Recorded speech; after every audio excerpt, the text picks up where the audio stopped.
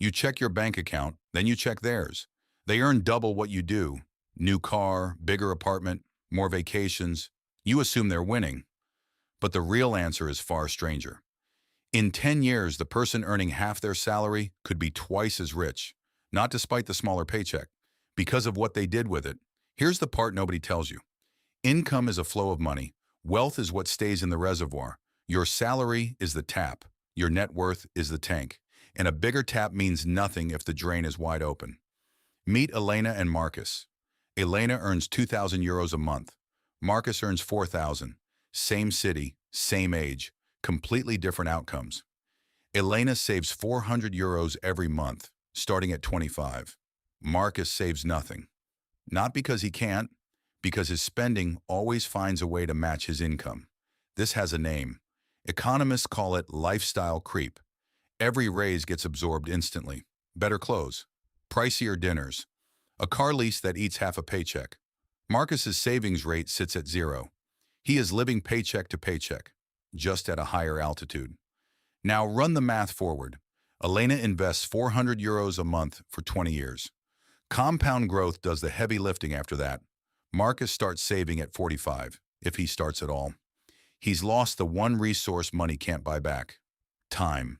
Researchers at the Federal Reserve Bank of San Francisco have studied exactly this gap, and the pattern holds. It is not the size of the income that predicts wealth. It is the age at which saving begins and the consistency of the habit. But there's something deeper happening here. Something in the body, not just the spreadsheet. Marcus's finances aren't just a math problem anymore. They've become a physiological condition. When monthly expenses sit dangerously close to monthly income, the brain reads that gap as a threat, not a hypothetical one, a survival one. Neuroscientist Bruce McEwen coined a term for what happens next: allostatic load.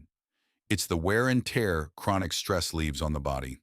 A constant low-grade drip of cortisol, elevated blood pressure, disrupted sleep, a slower metabolism. Marcus isn't just anxious. His body is quietly aging faster, and it gets worse. Chronic financial stress doesn't just wear down the body, it hijacks the brain's decision-making. The prefrontal cortex, the part responsible for long-term planning, goes quiet. The amygdala, the brain's fear center, takes over. So what does Marcus do to cope? He books a vacation he can't afford. It feels like self-care. It's actually a biological painkiller. The dopamine hits the moment he books the trip. Cortisol drops. He feels amazing on the beach. Then he comes home. The debt is still there. Often worse because the trip went on a credit card. Cortisol spikes again, harder than before. So next time, he needs a bigger vacation just to feel normal. Behavioral economists Sendil Mullainathan and Eldar Shafir call this a scarcity mindset. It's not a lack of intelligence or discipline, it's bandwidth. When your mind is consumed by not having enough, there's less mental space left for the decisions that would actually fix it. Here's the twist. This trap isn't reserved for high earners. Imagine Elena and Daniel earn the exact same salary, same 2,000 euros. One still ends up rich, one still ends up broke. Why?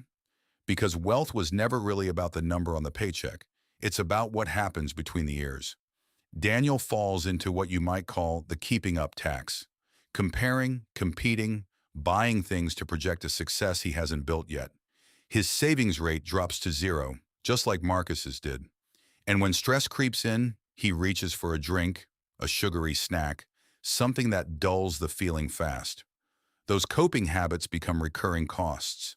Worse, they leave the brain foggier and the body more tired, making it even harder to focus at work or think ahead. Elena has something you can't put a price on, an internal sense of what success means.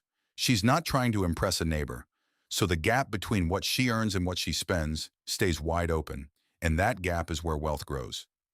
She sleeps better. She thinks clearer. She has the mental bandwidth left over to learn, to invest, to plan 5 years ahead instead of 5 days ahead. Her wealth is often invisible: an older car, simple clothes, and underneath it, money quietly compounding in an index fund nobody else can see. So which one are you? The one whose stress is driving the spending, or the one who's let go of the comparison long enough to let compounding do its work? Here's the reframe worth sitting with. Wealth was never really about the paycheck. Your bank account isn't a reflection of what you earn. It's a reflection of what your nervous system does under pressure.